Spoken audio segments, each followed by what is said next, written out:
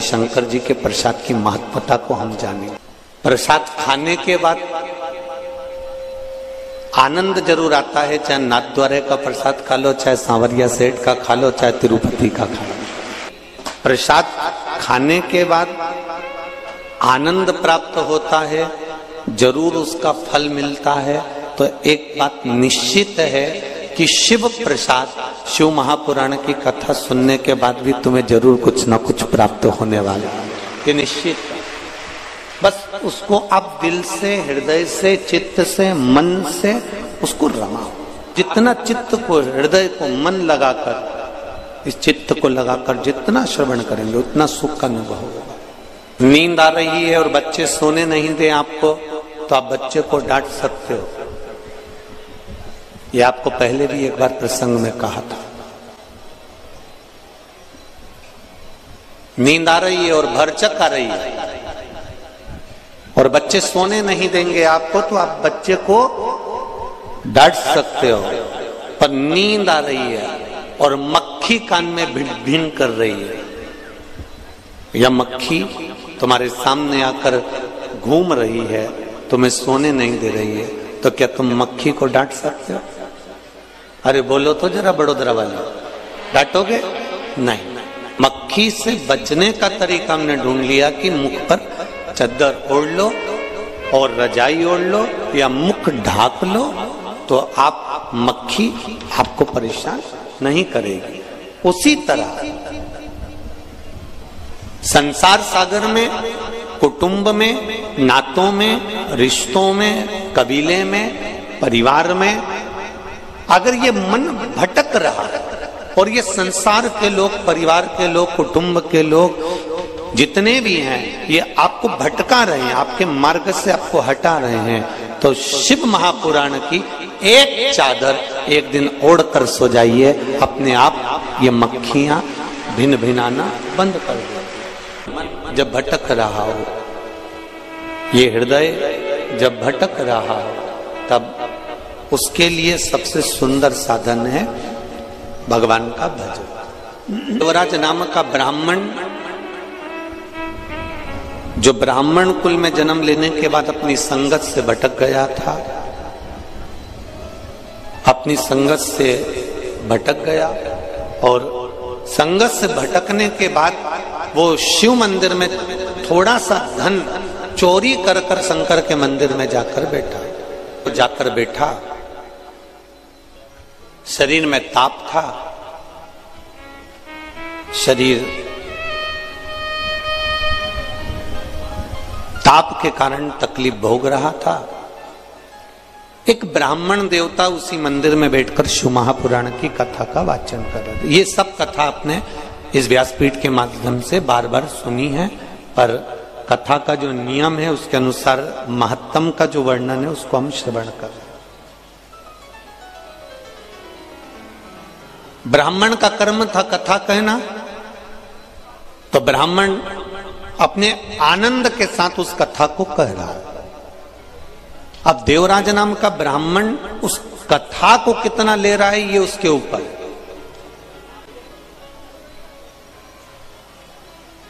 देवराज नाम का ब्राह्मण उस कथा को कितना प्राप्त कर रहा है ये उसके हाथ में।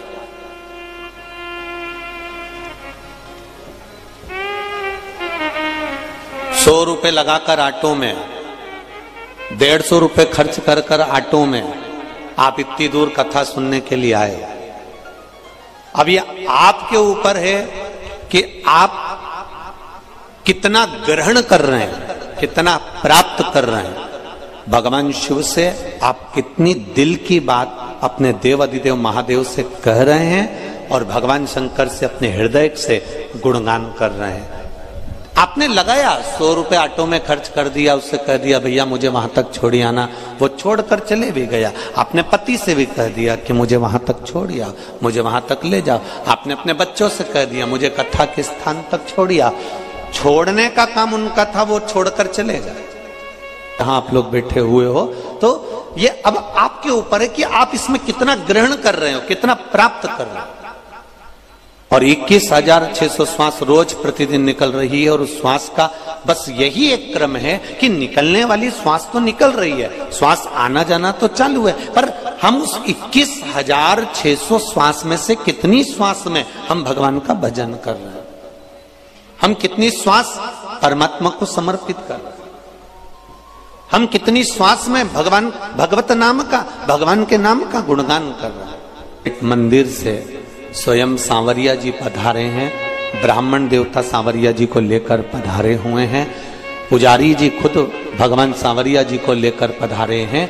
अब ये हमारे ऊपर है कि हम सांवरिया जी का दर्शन किस भाव से करते तक चले जाते हैं। जैसे देवराज नाम का ब्राह्मण मंदिर तक गया है, मंदिर के अंदर भी पहुंच गया है, मंदिर की चौखट पर भी पहुंच गया है, मंदिर के अंदर जाकर बैठ भी गया है, पर मंदिर के अंदर बैठने के बाद भी उसका चित्त नहीं लग पाया, उसका मन नहीं लग पाया, उसका हृदय नहीं लग पाया।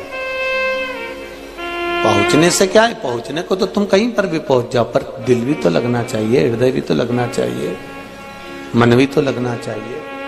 देवराज नाम का ब्राह्मण मंदिर में जाकर बैठ भी गया, पहुंच भी गया, और ब्राह्मण जो शिव महापुराण की कथा का वाचन कर रहे हैं, ब्राह्मण जो शंकर भगवान की कथा कर रहे हैं, वो ब्राह्मण जयघोष भी कर रहे हैं।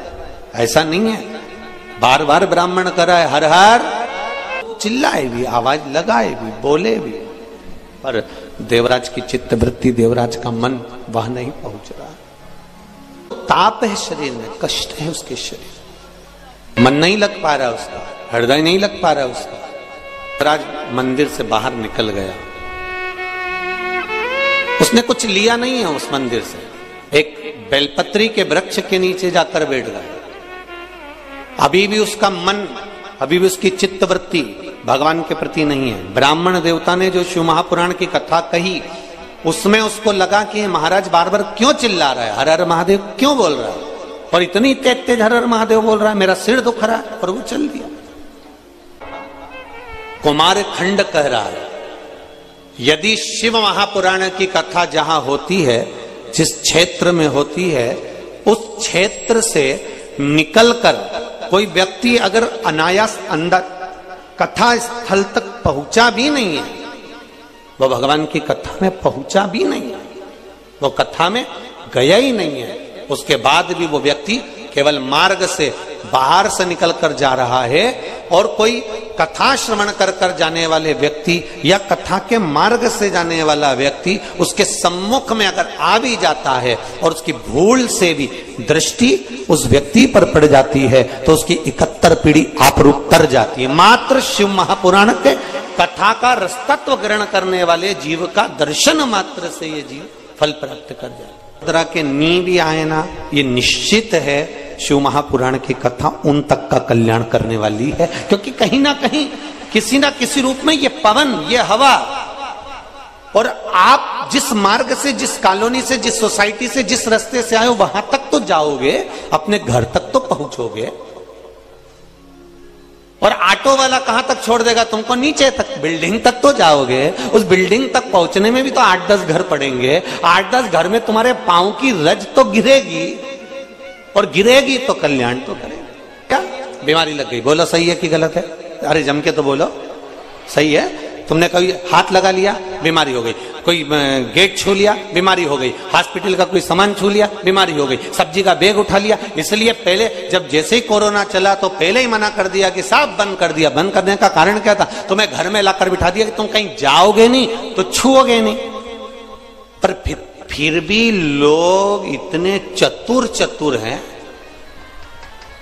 इतने चतुर हैं कि इनका तो मन ही नहीं करता ना बिगर जब तक घर से नहीं निकल जाए। तो कैसे भी मैं अब भी घूम के आया, भले कोई नहीं निकला तो भी गाड़ी से भुर करके। अब कह रहा मैंने तो किसी को छुआ ही नहीं। कहां गया था? बस बाजार। पेट्रोल पंप चालू था? हाँ। पेट्रोल डलवाया? हाँ। मैंने तो किसी को छुआ ही नहीं। पेट्रोल डलवाया, डालने वाले ने ढक्कन बंद करा, गाड़ी टच हुई, तूने अंदर बैठा पैसे का लेन देन करा, बोले छुआया कि नहीं छुआया? भले तुम्हारी दृष्टि में नहीं आया कि मैंने किसी को छुआ ही नहीं, तुम तो बिल्कुल कड़क। मैंने किसी को नहीं छुआ। कई लोग कहते हैं मैंने कभी किसी का बुरा ही नहीं किया। भगवान ऊपर से देखता रहता है, अरे ओ भेरू। भगवान भी कहता है मुझे सब मालूम है, तू ये मत सोच कि तूने किसी का बुरा नहीं करा, मेरे को सब मालूम है।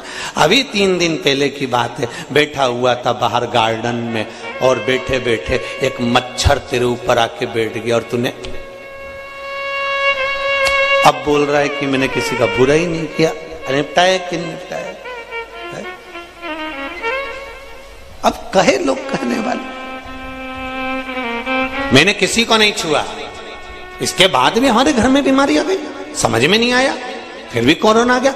स्पर्श मात्र से अगर कोरोना बीमारी फैल सकती है तो ये शिव महापुराण की कथा कर रही है, सुनकर जाने वाले के मात्र स्पर्श दर्शन उसके चरण की रज से भी मेरे शिव की करुणा हो सकती है।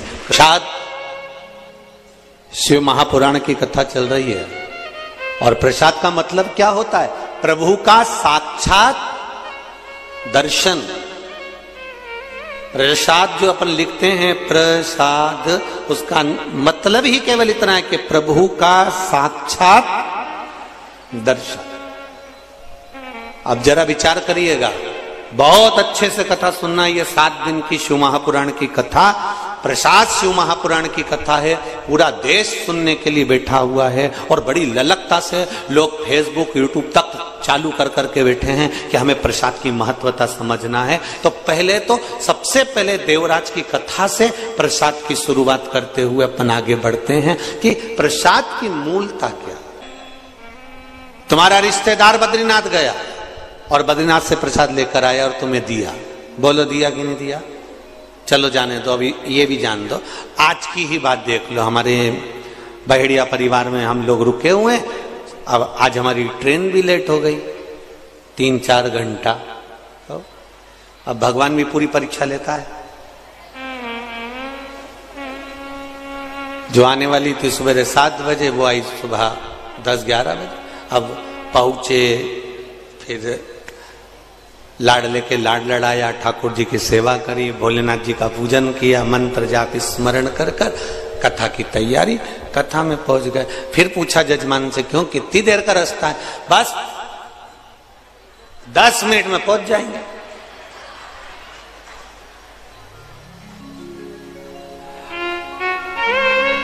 अच्छा है इन सबकी रिश्तेदारी यमराज से नहीं है, नहीं तो ये यमराज इनसे पूछ ले, क्यों रे कमलाबाई को लेके जाना है, कितनी बजे आऊं? बस 10 मिनट में आ जा। और मालूम पड़े कमलाबाई उससे पहले की भग गई रामजी। अब इसका क्या दिखा? अब ये बोले 10 मिनट का रास्ता है गुरुजी। स्टेशन से चले थे जब भी यही बोले थे 10 मिनट में घर पहुंच जाएंगे। और घर से चले भी कथा स्थल तक तो भी यही बोले 10 मिनट में कथा स्थल। और मालूम पड़े घड़ी का कांटा देख देख देख देख। अब हमने सोचा कि टाइम पे पहुंच जाएं तो कम से कम ये इतने पत्र आते हैं तो पढ़ने में आ जाते हैं। अब टाइम पे पहुंचे ही नहीं तो पत्र क्या खाक पढ़ो। अब 10 मिनट में इतने में वो बच्चा गाड़ी चला रहा था, क्या नाम उसका, हम तो नाम स्मरण नहीं है हमको इतना। हमने उससे कहा जरा जल्दी चलाओ। उसने आगे वाले को फोन लगाया, जरा जल्दी चलाओ। आगे वाले ने आगे वाले को लगाया, जल्दी चलाओ। सबने लगा दिया पर चला कोई नहीं, सब वैसे की वैसे ही चला। और ऊपर से बचा कुचा था तो बाहर लगा दिए ने ढोल वाले। अब हमारे मन में आया भगवान अच्छी आज तो खुद परीक्षा ली है तूने, 10 मिनट का कहकर आधा घंटा निकाल दिया और बचा कुचा था तो ढोल लगाड़े लाके खड़े कर दिया। अब इनके बीच में थोड़ा, अब बेचारे इतनी देर से ढोल बजाए, अपन उनको नी भी देखो तो उनको भी बुरा लगे। बताओ गुरुजी आया और फूला फूला चले गया तो मन लगता तो है। तो अब उनका भी बजा लो तुम तो बजा लो। अब ढोल वालों की भी आदत, दूल्हा सामने रहे तो और दम दम के बजाए, अब ढोल वाले भी बजा रहे। अब उनको गुस्सा तो बड़ा, इसका नाम बिल्कुल सही है, बड़ोदरा ही अच्छा है, एकदम बढ़िया, इसमें कोई दिक्कत वाली बात नहीं, बढ़िया। अब विचार करा जाए जरा, एक विचार अपने चित्त में आए। कोई नाथद्वारा गया, नाथद्वारा से प्रसाद आया, हम जहां पर बहेड़िया जी क्या रुके हुए हैं वहां प्रसाद भी पहुंचा। आज बाबा की कृपा थी, श्री जी बाबा की, तो प्रसाद पहुंच गया। प्रसाद का मतलब क्या होता है? प्रभु का साक्षात दर्शन तो है।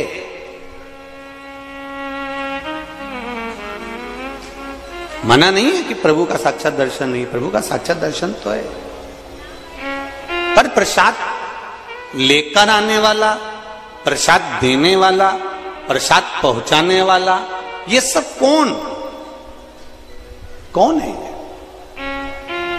बद्रीनाथ जाने वाला बद्रीनाथ गया, नाथ द्वारा जाने वाला नाथ द्वारा गया, सांवरिया जी जाने वाला सांवरिया जी गया, एकलिंग जी जाने वाला एकलिंग जी गया, कांकरोली जी जाने वाला कांकरोली जी गया, सोमनाथ जाने वाला सोमनाथ गया।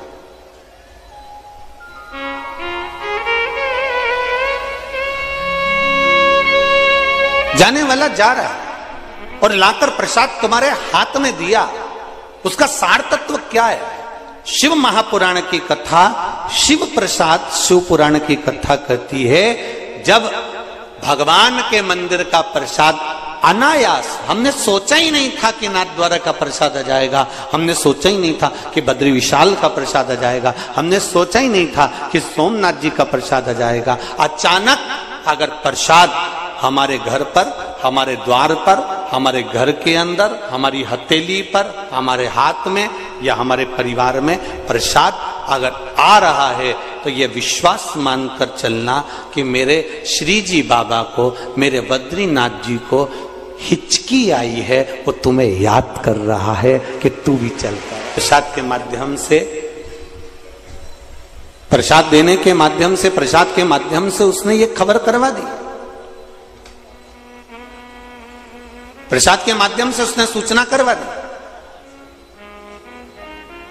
कि ये प्रसाद मैं भेज रहा हूं। इसका मतलब ये है कि केवल कि आप मेरे नजदीक तक, आप मेरे करीब तक आ जाइए, आप मेरे पास आ जाइए। महाराज, प्रभु का साक्षात दर्शन। देवराज नाम का ब्राह्मण मंदिर को छोड़कर जब जाने लगा, मंदिर से बाहर निकलकर, जब देवराज नाम का ब्राह्मण मंदिर को छोड़कर जा रहा है, ब्राह्मण ने हर हर महादेव कर कर आवाज लगाई है, और आवाज लगाकर ब्राह्मण ने शब्द कहा, अरे बांधव थोड़ा रुकिए। देवराज नाम का ब्राह्मण मंदिर से निकल रहा है, उसके शरीर में ताप पड़ रहा है, बांधव जरा रुकिए, आप रुको थोड़ा।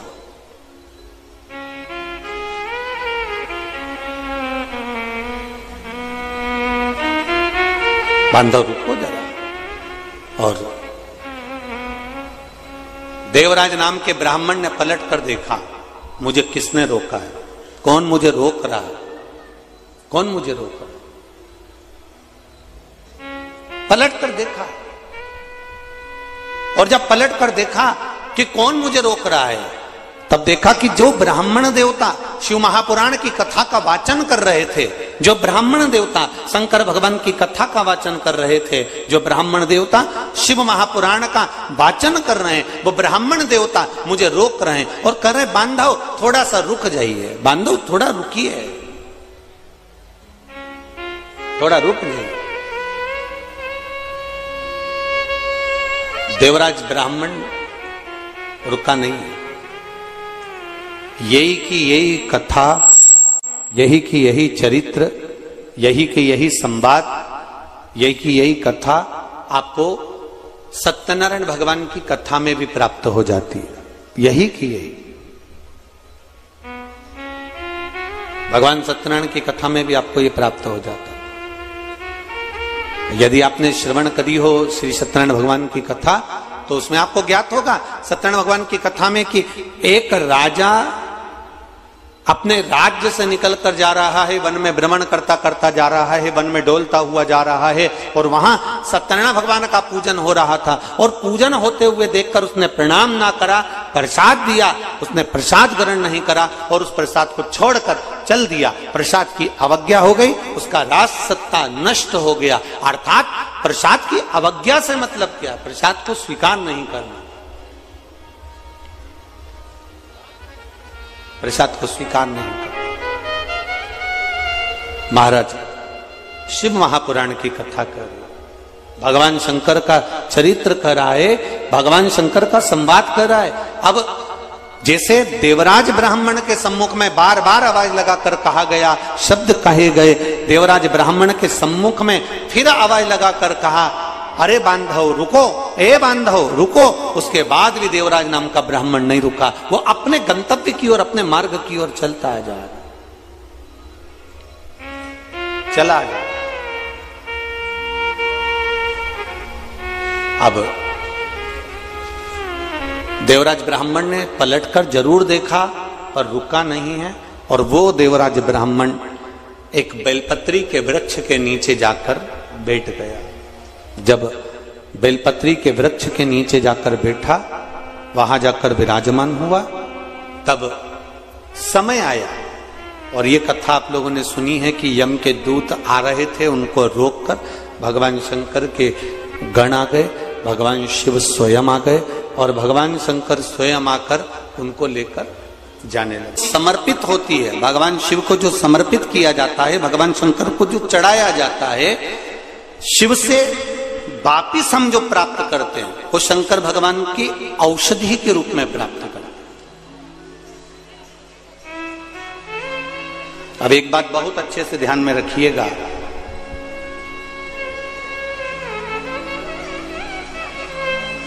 किसी संत के दरवाजे पर, किसी सदगुरु के द्वार पर, भगवान की चौखट पर, भगवान के मंदिर में, देवालय में जब हम जाते हैं तो हम संत के द्वार पर जब हम जाते हैं तो कुछ ना कुछ उस संत के द्वार से बन सके। तो आप वहां से जो प्रसाद लेकर आ रहे हैं, जो आप प्राप्त कर कर ला रहे हैं, वो केवल प्रसाद नहीं होता, केवल प्रसाद नहीं है। वो शिव महापुराण की कथा ये तक कहती है कि केवल वो प्रसाद नहीं है, यहां तक शिव पुराण कर रही है कि जिस संत के द्वार का हम वो प्रसाद लेकर आ रहे हैं, जिस मंदिर का हम वो प्रसाद लेकर आ रहे हैं, वो प्रसाद ही नहीं रहता, केवल वो औषधि भी निर्मित हो जाती है। अगर भगवान के श्री विग्रह से वो स्पर्श मात्र हो जाए तो औषधि भी हो जाए।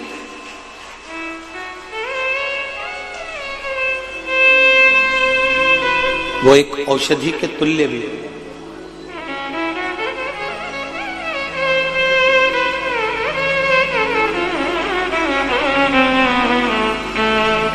कभी सांवरिया जी जाएं, कभी नाथद्वारा जाएं, कभी काकरोली जी जाएं, कभी सोमनाथ जी, कभी तिरुपति जाएं, कभी द्वारका जी जाएं। आप होटल में भोजन करो, मना नहीं है, करते ही हो, जाकर आप बुकिंग करेंगे, होटल में रुकेंगे, धर्मशाला में रुकेंगे, भवन में रुकेंगे, तो बाहर भोजन करेंगे। पर कभी अगर मौका लग जाए द्वारकाधीश जाने का, सोमनाथ जाने का, या नाथद्वारा जाने का, या सांवरिया जी, या जहां आप जाते हैं, काकरोली जी, एकलिंग जी, जहां जाएं, वहां जाकर आप एक बार पूछें, क्यों साहब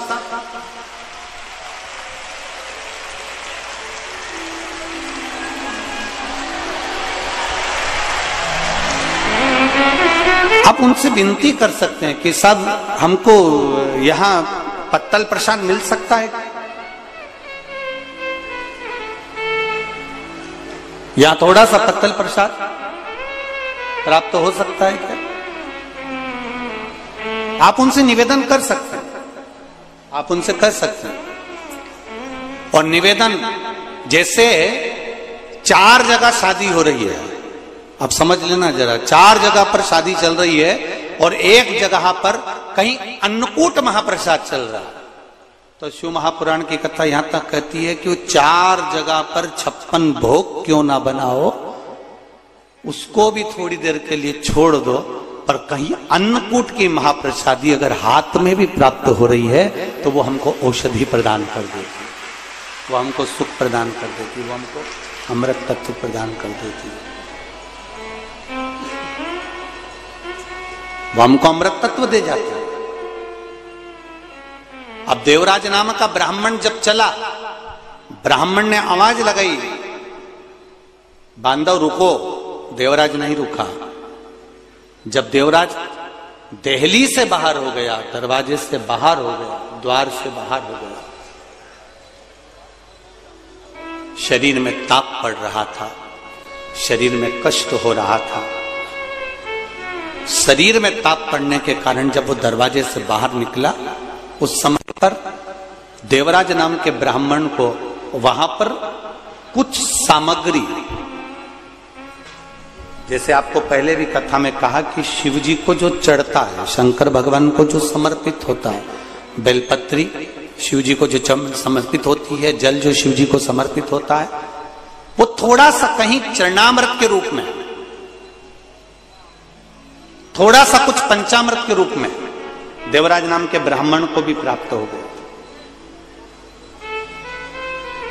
बहुत अंतर है महाराज। देवराज नाम के ब्राह्मण ने वो चरणामृत, वो पंचामृत जो द्वार पर मिल रहा था शिव मंदिर के, उसको लिया जरूर है पर उसको पान नहीं करा, उसको छोड़ दिया गया, एकांत में कहीं ले जाकर उसको डाल दिया गया।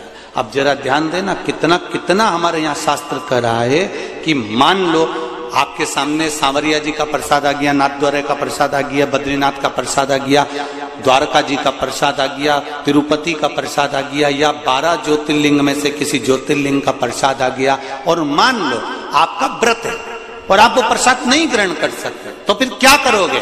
शिव महापुराण की कथा कहती है, उसको हाथ में लेकर मस्तक से लगाकर भले आप दूसरे को प्रदान कर दो, पर प्रसाद अगर तुम्हारे पास में आया है तो उसका स्पर्श जरूर करिए। उस स्पर्श मात्र से भी आपको सुख का अनुभव होगा, मात्र स्पर्श मात्र। और चलो सहज भाषा में, शिव मंदिर के बाहर आ रहे हो, शंकर की चौखट से बाहर आ रहे हो, शंकर भगवान के द्वार से बाहर आ रहे हो, पीछे पलट कर देख लिया, ठीक है।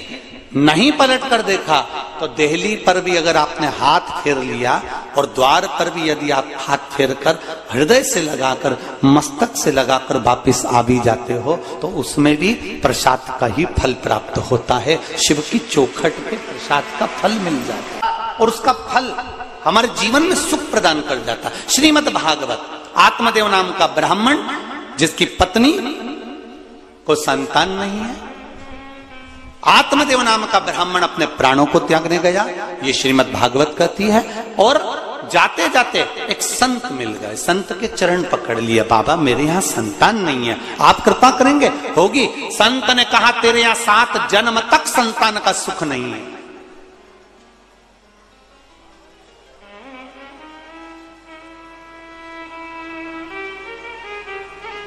तेरे यहाँ 7 जन्म तक संतान का सुख नहीं है। अब देखिए प्रसाद में क्या बल होता, जरा विचार करिएगा जरा। तेरे यहां 7 जन्म तक संतान का सुख नहीं है, आत्मदेव ब्राह्मण ने चरण पकड़ लिया है, आप कृपा करोगे तो संतान तो होगी, ये निश्चित है। आप अगर करुणा करेंगे, आप दया करेंगे तो मुझे संतान प्राप्त होगी, ये निश्चितता है। आप कृपा करिए। कहा मेरे पास आपको देने के लिए कुछ भी नहीं है। तब आत्मदेव नाम के ब्राह्मण ने कहा, संत की जो झोली होती है वो खाली नहीं होती है, उस झोली में संत के पास भले कुछ ना हो पर वो झोली में कुछ ना कुछ भरा जरूर होता है। मैं जानता हूं आपकी झोली में जरूर कुछ होगा और आप मुझे प्रदान करेंगे, ये निश्चित है, आप मुझे देंगे। देखिए अब होता है कोई कोई आपको, कई लोग मिलेंगे जो आशीर्वाद भी दे देंगे, कई लोग मिलेंगे जो आपको बेल भभूति भी दे देंगे, कई लोग मिलेंगे जो आपको बहुत कुछ अपने पास से निकालकर आनंद की कोई वस्तु भी दे देंगे। पर शिव महापुराण की कथा कहती है, शंकर भगवान के पास जाओगे, शिव के द्वार जाओगे तो भगवान शंकर को आपने केवल एक लोटा जल जो चढ़ाया है, शिव को जो बेलपत्र समर्पित करी है, शिव को जो एक दावना चावल का समर्पित करा है, शंकर को एक फूल की अगर पंखड़ी भी चढ़ाई है, तो शिव कथा कहती है आपको मांगने की जरूरत नहीं पड़ेगी। जब आप पात्र लेकर घर जाएंगे तो शिव खुद उसको भरकर भेज देता है, उसमें मांगने की जरूरत नहीं पड़ती। शिव के मंदिर जा रहे हैं, एक लोटा जल चढ़ा रहे हैं, एक बेलपत्र चढ़ा रहे हैं, और बेलपत्र भी तुम नहीं लेकर गए हो, शिव जी पे चढ़ी हुई बेलपत्र उठाकर ही अगर हम शंकर भगवान को समर्पित कर रहे हैं तो ये निश्चित है उसका सुख हमको अवश्य प्राप्त हो। पुराण की कथा आप लोग सुन रहे हैं, शिव प्रसाद शिव महापुराण की कथा का आज प्रथम दिन प्रारंभ हुआ है। ये निश्चित है इस पंडाल में भले आपको प्रसाद मिले ना मिले, क्योंकि शिव महापुराण का मूल प्रसाद है शिव कथा, और आप लोगों से भी निवेदन है ये जो कथा का प्रसाद मिलता है यही प्रसाद हमको जनमानस तक पहुंचाना है, और इसी प्रसाद से ही बाबा कृपा कर सकता है, उसका जो आनंद है वो हमें प्राप्त हो सकता है। हमें किसी आडंबर की या कहीं जाने की जरूरत नहीं पड़ती। आत्मदेव नाम का ब्राह्मण श्रीमद् भागवत में कहा संत के चरण पकड़ लेता है और संत से कहता है आप अगर कृपा करेंगे तो मेरे को अवश्य संतान की प्राप्ति होगी, आप करुणा करिए, आप कृपा करिए, आप दया करिए।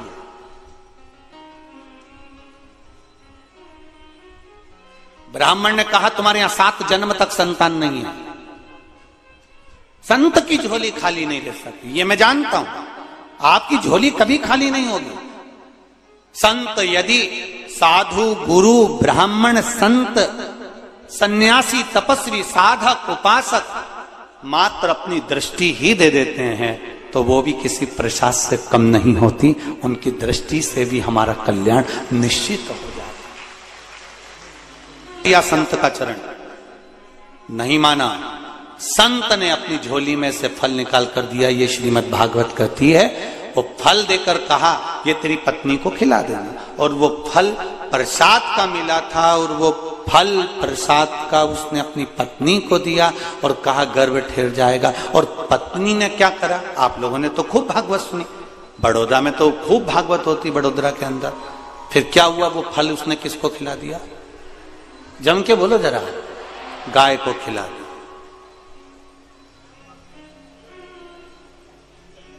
अब वो गाय से जो संतान हुई वो गोकर्ण हुई, और इसको संतान नहीं हुई तो इसने अपनी सहेली से संतान को ले लिया, उसका नाम धुंधकारी हो गया। एक जरा सा प्रसाद का अपमान हुआ था, और वो प्रसाद का अपमान इतना हुआ कि धुंधली को कुएं में कूद कर अपने प्राणों को त्यागना पड़ा। एक बात आप लोगों से थोड़ा सा कहना चाहेंगे, थोड़ा अगर आप लोगों को अच्छी लगे जिंदगी में तो उतारिएगा जरूर। हमारे यहाँ शिव महापुराण में लिखा है शंकर भगवान का जो प्रसाद होता है, चलो शिव पुराण का नहीं मानो तो स्कंद पुराण का मान लो, 16 सोमवार संकट सोमवार आप में से किसी ने करें? 16 सोमवार कोई करें यहाँ पर? संकट सोमवार किसी ने व्रत करें? बहुत से लोगों ने रखो 16 सोमवार संकट सोमवार के अगर कोई व्रत करता है, 16 सोमवार के व्रत करता है तो उसमें जो प्रसाद बनता है चूरमे का, और जब उद्यापन होता है, उद्यापन में जो प्रसाद बनता है उस प्रसाद को उसी दिन समाप्त करना पड़ता है।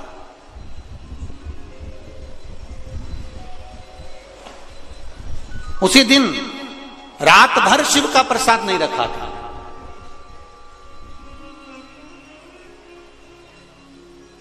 ये अब तो बहुत ज्यादा संख्या में भीड़ होने लगी, इसलिए बेलपत्री व्यासपीठ से देना बांटना बंद कर दिया। नहीं तो पहले सा शिव महापुराण के अनुसार 6 दिन तक व्यासपीठ पर शिव पोथी पर जो बेलपत्र चढ़ती है वो बेलपत्र औषधि का कार्य करती। 7वें दिन जो बेलपत्र चढ़ती है वो कुबेर भंडार का कार्य करती है। ये शिव महापुराण में आपने कई बार सुना हो। 6 दिन तक बेलपत्र जो बाबा को समर्पित कर कर, पोथी की बेलपत्र पहले हम लोग दे दिया करते थे। किसी का कमर या बहुत ज्यादा कोई डिप्रेशन में रहता था, या कोई का शरीर में बहुत कहीं डायलिसिस चल रहा है या कैंसर चल रहा है, तो यहाँ की बेलपत्र दे देते। अब इतना भीड़ होने लगा तो बेलपत्र आपको नहीं दे पाते। पर शिव महापुराण की कथा करे, शंकर भगवान का चरित्र करा, शिव स्मरण करा,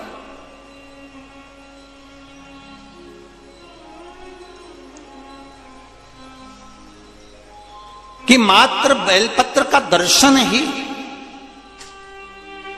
शिव प्रसाद का मात्र स्पर्श ही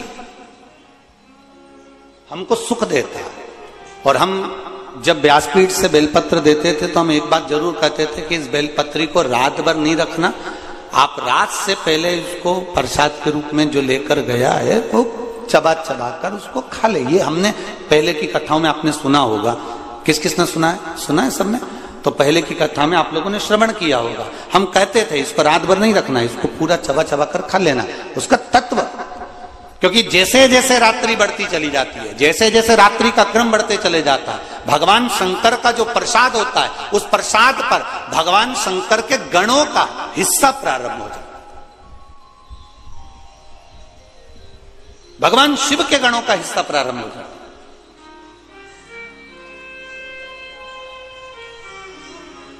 मध्य रात्रि के पहले पहले तक आप भगवान शंकर की जो बेलपत्र है, भगवान शिव का जो आप लोग, कई माताएं, किसी के शरीर में कपड़ दर्द है, किसी के घुटने में दर्द है, किसी के कमर में दर्द है, वो शिव मंदिर जाती है, जल चढ़ाती है, एक बेलपत्र बाबा की उठाकर वहां खा लेती है, लेकर आती है। बहुत अच्छा काम है। उसको लाकर आपने रख दिया, रखा है, पड़ा हुआ है, थोड़े दिन तक रखा रहा।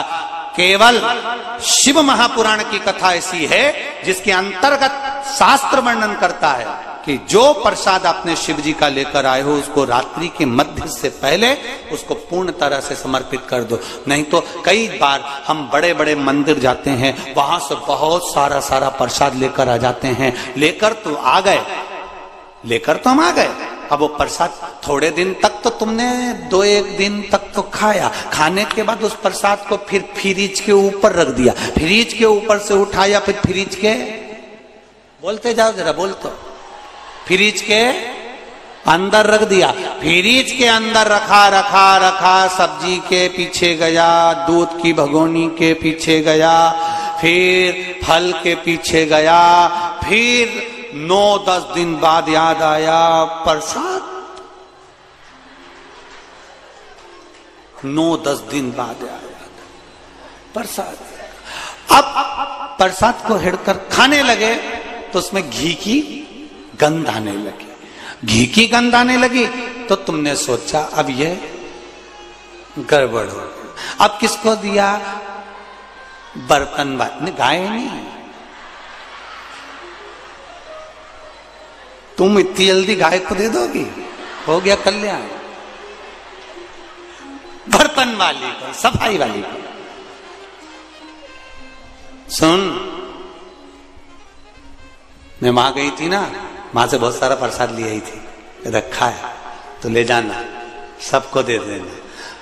आज के जमाने की बर्तन वाली, तुम जितना वीआईपी नहीं खाओ उससे दुगना ही वीआईपी वो खाए। तुम्हारे ये घी की गंधा ये खाए। अरे रेंदोरी बड़ोदरा वाली हो, रेंदो तुम मेरी बहन हो, तुम तो रेंदो। गजब। तुमने दिया बर्तन वाली को, बर्तन वाली ने प्रसाद लेकर गई। रास्ते में जाते जाते उसने देखा, ला खा लो, भूख लग रही थी, 2-4 जगह बर्तन मांजना थे तो उसने लिया मुंह में। ये भाभी तो बहुत गजब करी, काय का प्रसाद दिया। वो चलती चलती उसने कहीं पटक दिया, पटका गया। अब वो गाय के पास गया, जमीन पर गया, गटर में गया कि कहां गया, उसका दोष उसी को लगेगा जो लेकर। जैसे गौदान, तुमने तो ब्राह्मण को गाय दान दे दी, संकल्प तुमने छोड़ा, दान तुमने दी, ब्राह्मण गाय लेकर गया, जब तक दूध दी तब तक रखा, दूध देना बंद कर दी। उस ब्राह्मण ने दूसरे को बेच दी, दूसरे ने तीसरे को बेची, तीसरे ने चौथे को बेची। बेचते बेचते वो गाय कसाई के पास पहुंच गई। गाय जब कटी, दोष इनको नहीं लगा, दोष उसको लगा जिसने हाथ में जल, चावल, पुष्प, सुपारी लेकर, एक सिक्का लेकर जिसने संकल्प छोड़ा।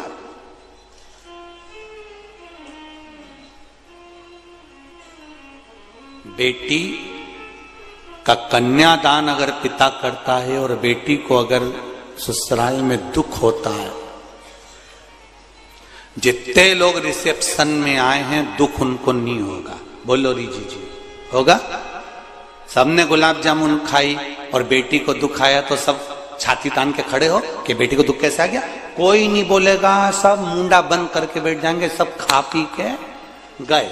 लिफाफा 500 का तुम्हें दे गए और तुमसे 500 कदम की दूरी बना गए कि अब इस शादी के मामले में हमसे बात मत करना कि सुख है कि दुख है।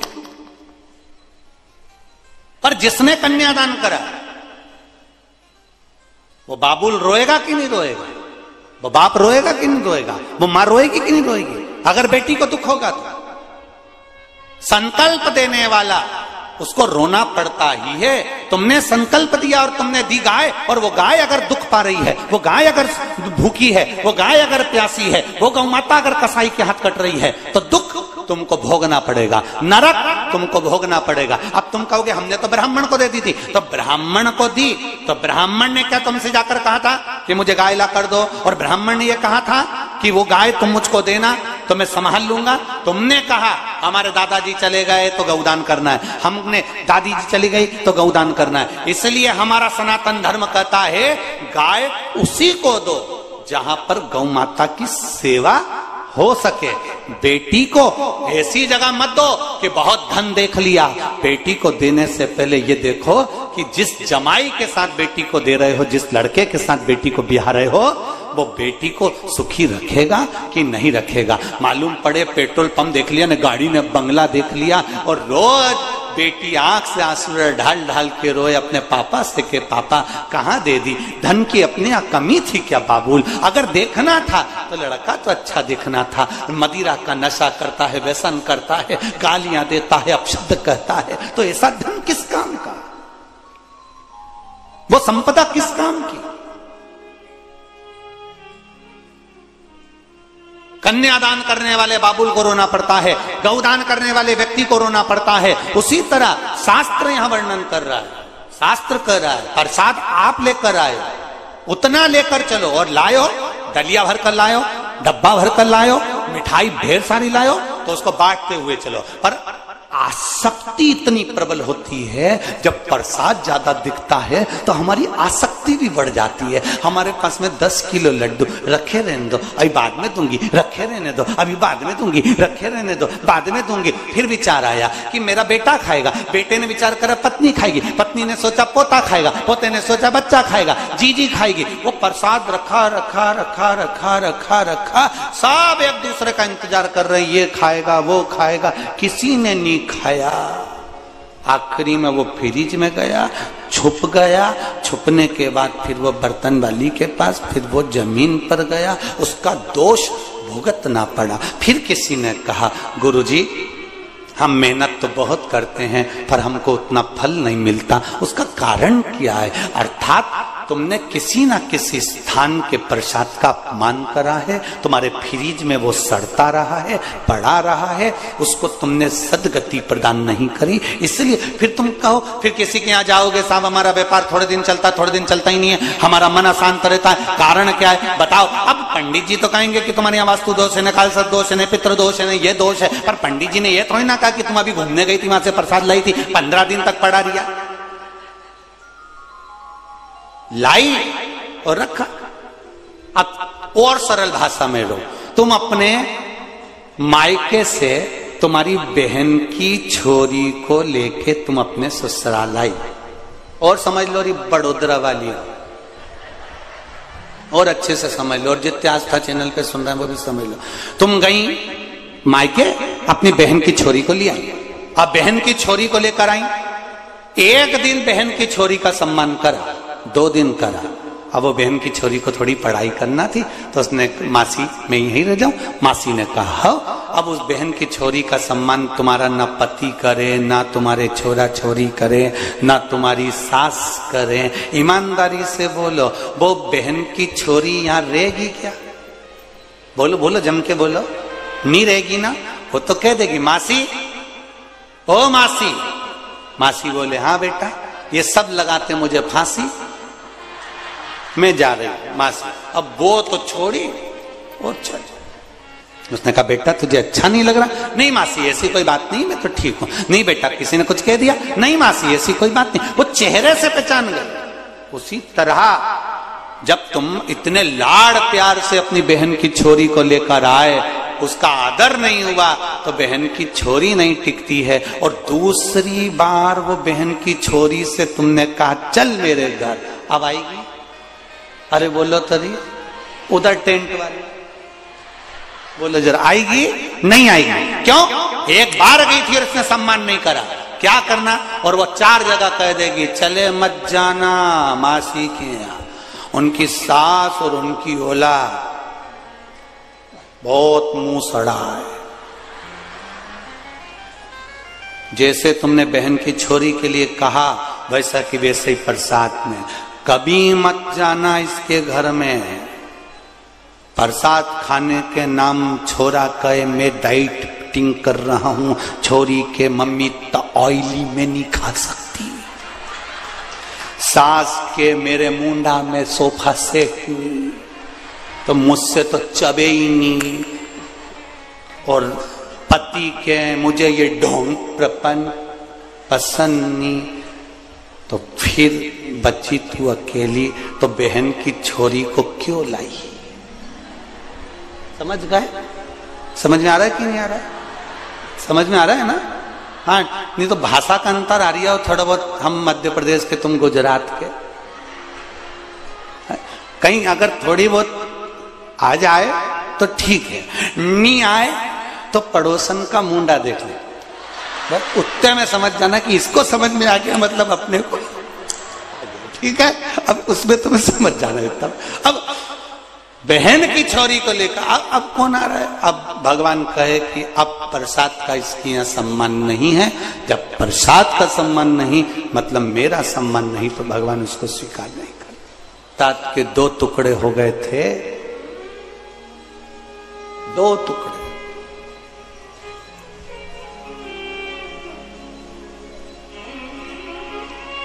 तो नारी को भी आधा आधा ही फल प्राप्त हुआ था। जरासंध की मां, सुनिए कथा। राजा जरासंध की माता के पास में, राजा जरासंध के पिताजी तप कर रहे हैं, देवता प्रसन्न हो गए, फल दे दिया, पर 24 घंटे के अंदर रात्रि होने से पहले यह फल खाना चाहिए। राजा जरासंध के पिता की 2 पत्नियां थी। फल भेजा, पक्षी को बुलाया, पक्षी जल्दी आ, ये फल ले जा, मेरी पत्नी को दे दे, रात होने से पहले खिलाना, ये फल ले जा, ये शिव का प्रसाद है, ले जा। फल पहुंचा पत्नी के पास में। पत्नी ने विचार करा, हम राजा की 2 पत्नियां, फल एक है, क्या करना चाहिए? काट कर खा लेना चाहिए। दोनों ने आधा काट कर खा लिया। राजा को लगा कि मेरे यहां संतान नहीं थी, भगवान ने कृपा कर दी, मेरी दोनों रानियां गर्भवती हो गई। जब इनके गर्भ से संतान हुई, गर्भ से जब औलाद हुई, संतान हुई, तो आदिनाथ, 1 कान, 1 आंख, 1 हाथ, 1 पांव, एक रानी के गर्भ से हुआ। 1 आंख, 1 कान, 1 हाथ, 1 पांव दूसरी रानी के गर्भ से हुआ।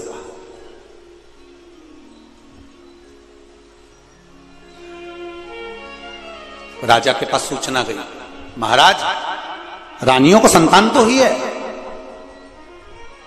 पर दोनों विकलांग, अधूरी, आधा शरीर ही नहीं बना उनका। एक रानी को एक आंख, एक हाथ, एक पांव, एक श्रवण शक्ति, आधा नेत्र, एक श्रवण, एक हस्त, एक पांव, एक रानी का होता है। एक नेत्र, एक श्रवण, एक नासिका का छिद्र, एक हाथ, एक पांव, एक रानी का होता है। विचार किया महाराज, रानी को संतान तो हुई है पर अधूरी हुई है। अधूरी संतान? हां।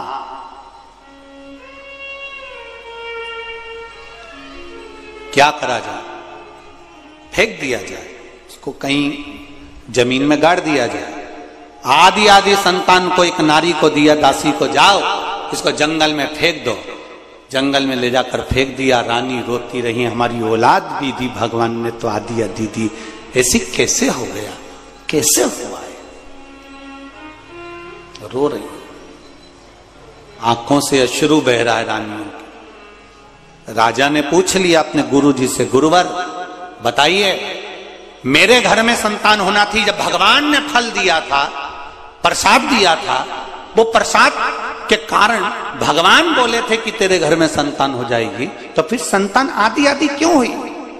भगवान देव अधिदेव महादेव ने कह दिया, राजन तेरे यहां जो संतान हुई है, मेरे प्रसाद का हिस्सा आधा आधा कर दिया गया था, इसलिए संतान भी आधी आधी। बच्चा पड़ा हुआ है, एक टुकड़ा इधर, एक टुकड़ा उधर पड़ा है। वहीं से एक राक्षसी निकल कर जा रही थी जिसका नाम था हुई।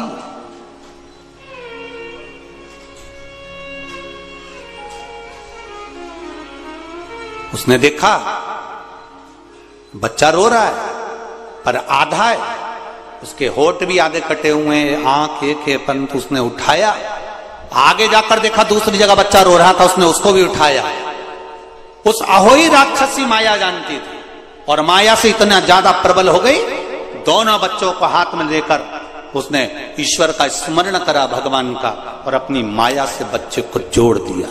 बच्चा रोने लगा, एक हो गया। राजा के पास लेकर चली गई, महाराज ये आपका पुत्र है, इसको संभाल कर रखिए। राजा ने कहा था, मां मेरा बच्चा तो आधा आधा हुआ था, ये पूरा कैसे हो गया, ये पूर्ण कैसे हो गया?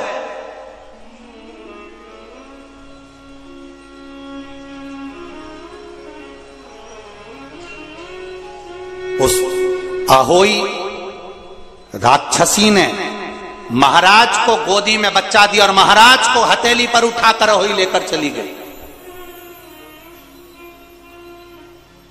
श्रीमद् भागवत का यह संवाद बड़ा सुंदर है। प्रसाद की महत्वता में अपने से श्रवण करें। अहोई ने उठाया, जरासंध के पिता को हाथ में लेकर गई और राजा पूछ रहा, ये मेरा बच्चा तो टुकड़े में हुआ था, एक आंख, एक नासिका का छिद्र, एक हाथ, एक पांव, इसका दूसरा टुकड़ा अलग था, ये एक कैसे हो गए? अहोई ने ले जाकर एक शिवालय में जरासंध के पिता को बिठा दिया और कहा, जिस शिवालय की मैं आराधना करती हूं, जिस शंकर का मैं गुणगान करती हूं, मैं हूं राक्षसी, पर मैं शिव का भजन करती हूं और शंकर का स्मरण करती हूं। इन शिव के जल से मैंने आपके पुत्र को फिर जीवित कर दिया। एक कर सुनो राजन, आपके बेटे को कोई नहीं मार सकता। बड़ा वीर बनेगा, प्रबल बनेगा, वीरता में प्रखर होगा, पर जिस दिन इसके शरीर के टुकड़े कर कर विभाजित कर कर फेंक दिए जाएंगे, उस दिन ये समाप्त हो जाएगा। जब बार बार भीम ने जरासंध को बीच में से फाड़ दिया, फिर जुड़ गया, फिर फाड़ा, फिर जुड़ गया, फिर फाड़ा, फिर जुड़ गया, तब भगवान द्वारिकाधीश शंकर भगवान डमरू वाले को पूछते हैं, रे नागेश्वर नाथ, हे मेरे सोमनाथ, बताओ तो मैंने रामेश्वर की स्थापना करी है, मैं लंका जाते समय आपकी पूजन करा हूं, आज फिर उलझन में पड़ा हूं, आप मार्ग दीजिए कि ये मरेगा कैसे? शिव जी ने कह दिया, ए वसुदेव, ये इतनी जल्दी ऐसे मरने वाला नहीं है, क्योंकि मेरे ही प्रसाद से फलीभूत हुआ है। पर दो माताओं के द्वारा इसका जन्म है, अगर इसका भाग विभाजित होगा और ये अलग अलग फेंकेंगे तब जाकर इसके प्राण छूटेंगे। असुर है, अहंकारी है, ये मार्ग भ्रष्ट करता है, इसका मरना निश्चित है। पर उसके लिए भी बता दिया गया। और फिर भगवान कृष्ण ने तिनका तोड़ा, दो भाग विभाजित कर कर फेंके, तब समझ में आया भीम को, तब जाकर मरा। करता था जरासंध,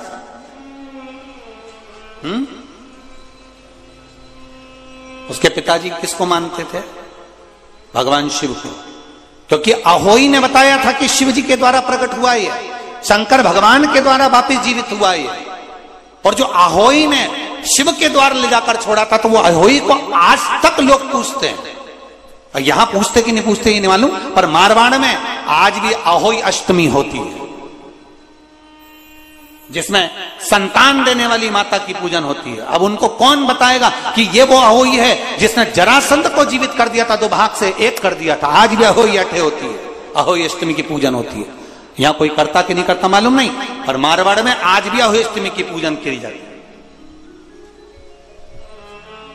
जरासंध के पिता भी शिव की पूजन करते थे, जरासंध भी शिव की पूजन करते थे। ऐसा नहीं कि पांडव शंकर की पूजन नहीं करते थे, पांडव भी शिव की पूजन करते थे। ऐसा नहीं कि कौरव शिव की पूजन नहीं करते थे, कौरव भी शिव की पूजन करते थे। जब तो भीम, जरासंध और दुर्योधन ये तीनों शंकर की आराधना करने गए, तीनों शिव तत्व को पाने के लिए गए। कितना बलवान! शंकर भगवान पर जल चढ़ाया, उठाया, आचमन करा। शिव पे जल चढ़ाया, उठाया, आचमन करा। इसके सिवाय ना अन्न खाना, ना फल खाना, ना कुछ प्राप्त करना। जरासंध, दुर्योधन और भीम तीनों मित्र थे प्रबल।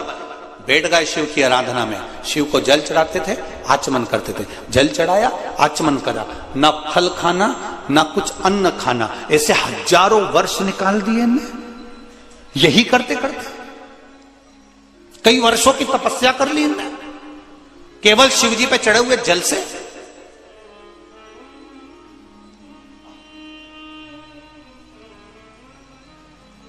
भीम से रहा नहीं गया। भीम ने कह दिया, मुझे बहुत भूख लग रही है जरासंध, दुर्योधन मुझे भूख लग रही है। दुर्योधन कहने लगा, तू तो बड़ा भूखा व्यक्ति है, तुझे बड़ी भूख लगती है। हम शंकर भगवान को चढ़ा हुआ केवल चरणामत लेंगे, इसके सिवा कुछ नहीं लेंगे। तेरी मर्जी पड़े, जहां चले जा। अब इन दोनों ने चरणामत लेना प्रारंभ करा। भीम उठे, फल खाने चले गए, और इतने में शंकर भगवान प्रकट हो गए और शिव जी प्रकट होकर बोले, मांगो तुमको क्या चाहिए, क्या दूं मैं तुमको। जरासंध और दुर्योधन ने दोनों ने कहा, हमको 20-20 हजार हाथी का बल दे दीजिए। जरासंध और दुर्योधन करें, 20-20 हजार हाथी का बल दे दीजिए हमको, इतना प्रबल बल हमको चाहिए। शंकर भगवान ने कहा, तथास्तु, दिया 20 हजार हाथी का बल। अब इनको अभिमान आ गया, भीम के पास आए और आते से कहते हैं, कितना भूखमरा है बताओ, हमको वर मिल गया और इसको कुछ नहीं मिला, खाने के चक्कर में रह गया। भीम ने केला फल सब छोड़ दिया, शंकर जी की आराधना करने चले गया। शिव जी प्रसन्न नहीं हुए। क्यों? शंकर भगवान को मालूम है ये इनसे ज्यादा चतुर है, ये वर मांगेगा। पर ये अगर मैंने दुर्योधन और जरासंध को 20 हजार हाथी का बल दिया है, तो शिव जी जानते हैं ये 40 हजार से कम नहीं मांगेगा। बहुत विद्वत्ता होती है, बड़े बेटे में और छोटे बेटे में बहुत अंतर होता है। बड़ा लड़का कभी भी मम्मी पापा से इतना पैसा नहीं मांगता है कि पापा मुझे इतना देना, बस मांगेगा तो थोड़ा बहुत 5,000 दे दो, 500 रुपए दे दो, 200 रुपए दे दो। और छोटा इतना खोटा होता है ना, वो जब भी आएगा तो मम्मी के पास जाएगा, पापा के पास बात नहीं। बड़ा बाप को प्रिय, छोटा मां को प्रिय। तुरंत जाएगा, मम्मी क्या है, सारे स्कूल के लोग जा रहे हैं पिकनिक, मेरे को भी जाना है। ये ले, कितने रुपए ले जाना है? 5,000। ये ले, ये तो स्कूल में ही जमा हो जाएंगे। अब बड़ा बेटा इतना नहीं कह सकता था, मम्मी तो सब स्कूल में जमा हो जाएंगे, मुझको तो दो, इसी में से सब कर लेना। नहीं, मेरे को तो अलग से चाहिए। मां ने निकाला, दे दिया, ये ले। फिर गया वो पापा के पास, पापा क्या हुआ? सब जा रहे हैं पिकनिक मनाने, तुझे जाने की जरूरत नहीं है, दिन भर मोबाइल चलाता रहता है, नहीं जाएगा तू। सब ने जाना है, मेरे को भी जाना है। तब मैं 1 रुपया नहीं दूंगा, मत दो, मम्मी ने दे दिया।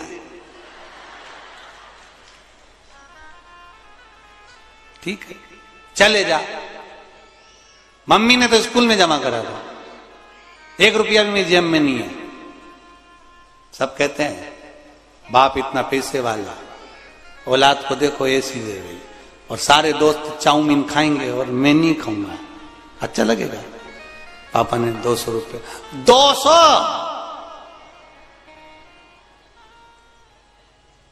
ये 200 में तो 2 दोस्त ही होंगे। फिर पिताजी ने 500 दिए, चल जाए यहां से। इतना होशियार भैया, भैया बोले क्या है भाई, तेरे पास कुछ है क्या? क्यों, क्या हो गया? मैं सारे दोस्त पिकनिक करने जा रहे हैं भाई, प्लीज दे देना कुछ। छोटा भाई ने दे दिया। जीजी, जीजी बोली हाँ, तेरे पास कुछ है क्या? देना, 200 रुपए दे दे। उसको मालूम इससे ज्यादा देगी भी नहीं, तो उसने 200 ही मांगा है, 200 से ज्यादा ही देने वाली है नहीं, 200 ही मांगा। और उसने भी कह दिया नहीं दूंगी, मेरे पास 200 रुपए है नहीं, तूने भी तो राखी पे मुझे 200 ही दिए थे, नहीं दूंगा। तो आप 50 ही दे दे। वो हमारे यहाँ कहते भागते भूत की लंगोटी काफी, तो उसने 50 ही दे दे, इन्हें 50 ही ले लिया। 50 ले लूँ आगे,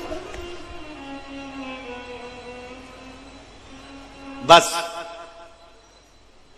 अब शिवजी इसके सामने नहीं आए, भगवान शंकर भीम के सामने आए ही नहीं, पहुंचे ही नहीं। शंकर भगवान को मालूम था ये बहुत चतुर है।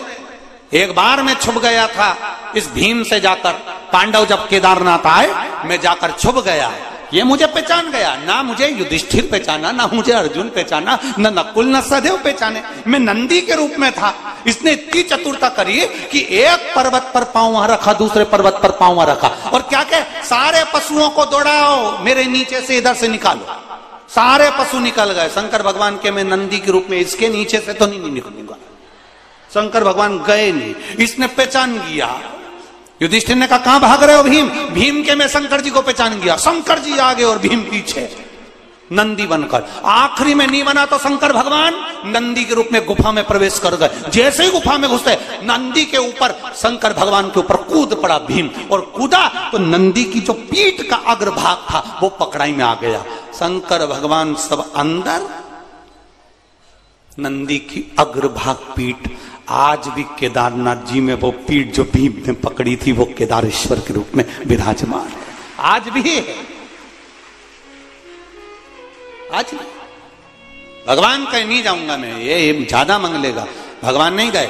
आखिरी में जब शंकर भगवान नहीं गए, तब पार्वती जी ने कहा तुम्हें जाना चाहिए कायदे से पूछने के लिए, जाओ जरा।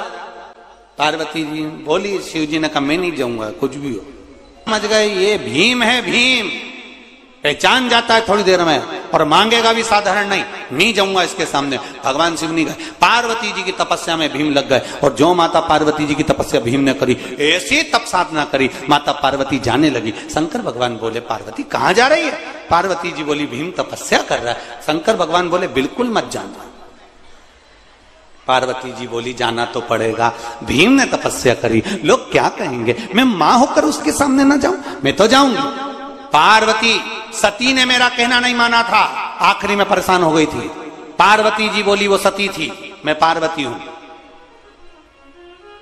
मैं जाऊंगी। पहुंच गई। मांगो भीम तुम्हें क्या चाहिए। भीम ने कह दिया मां मैं तो आपका बेटा हूं, छोटा लड़का है, अभी छोटा है, देखना कितने आइडिया से मांगेगा। मां मैं तो आपका बेटा हूं, मांगो भीम क्या चाहिए। मां बस आप जान जाओ अपने बेटे की मन की बात। माता पार्वती जी ने ध्यान लगाकर शिव जी से पूछा तुमने जरासंध और भीम को क्या दिया, जरासंध और दुर्योधन को क्या दिया था। 20,000 हाथी का बल। पार्वती जी बोली भीम पुत्र मैं तुझे 40,000 हाथी का बल देती हूं। भीम बोले मां मुझे नीची है, 500 में क्या होगा। छोटा औलाद, छोटा पुत्र, 500 में क्या होगा।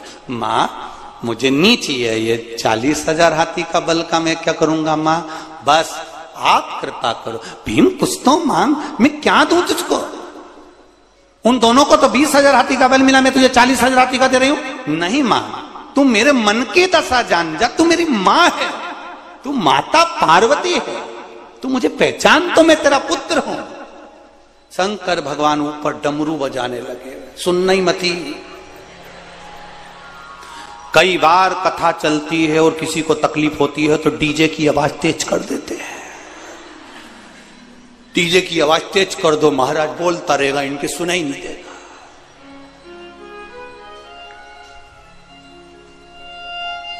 वो बचाया।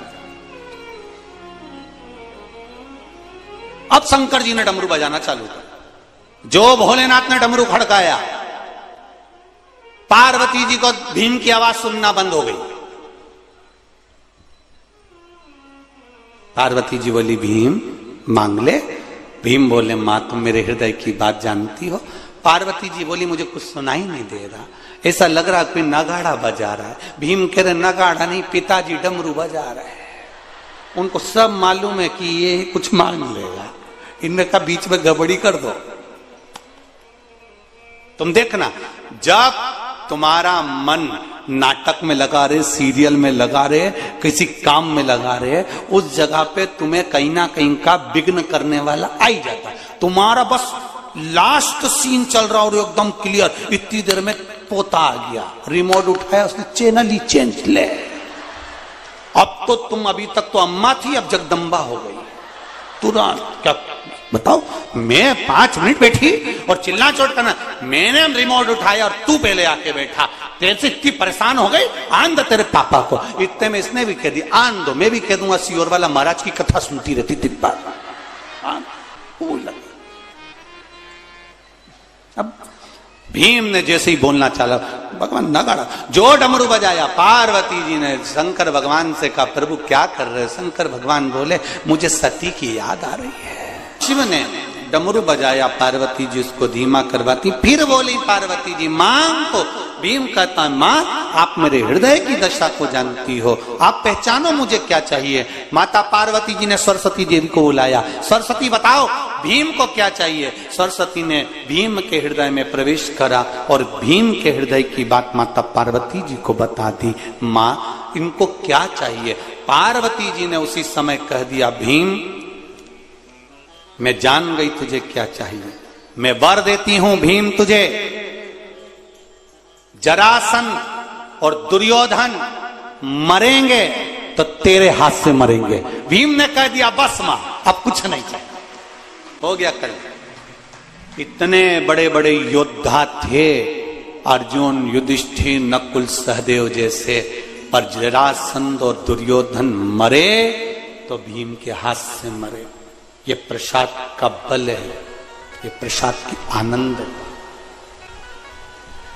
सुख है। देवराज नाम का जो ब्राह्मण था वो केवल एक प्रसाद के बल का सुख पाता है महाराज। भगवान के द्वार की रज का स्पर्श मात्र उसके शरीर से लग जाता है और उसे कैलाश धाम मिल जाता है। बिंदुक नाम का ब्राह्मण जिसकी धर्म पत्नी का नाम चंचूला देवी था, वो चंचूला का पति जब चला जाता है तो चंचूला ने तुमरुका जी से शिव महापुराण की कथा का रस तत्व ग्रहण किया है। भगवान शिव और पार्वती ईश्वर जी गोरा जी गणा और गौर बनकर भगवान शंकर और पार्वती आ रहे हैं।